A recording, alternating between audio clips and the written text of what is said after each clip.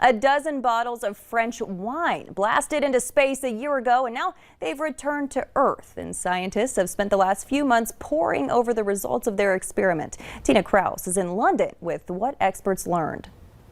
Station Houston on 2. All physical separation visually confirmed. The International Space Station carried 12 bottles of Bordeaux for a year, not for astronauts to sip, but for scientists to study. The fine wine was packaged inside steel cylinders and remained uncorked until it landed back on Earth. The $6,000 a bottle red is being sniffed, sampled and studied, and experts say the bottles that went into orbit taste, smell and look different than those that stayed on the ground. The one that had remained on Earth for me was still a little bit more closed, a bit more tannic, a bit younger.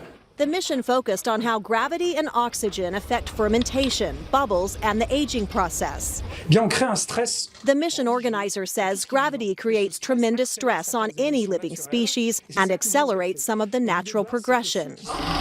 Researchers found weightlessness didn't ruin the wine and seemed to energize grapevines brought on board.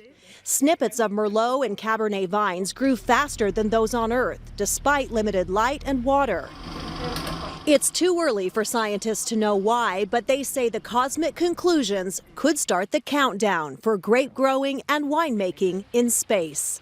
Tina Kraus, CBS News. Now, researchers say their findings could reveal a way to artificially age fine vintages and help make plants on Earth more resilient to climate change and disease. Show me a manly man and I'll show you a guy that's worn makeup.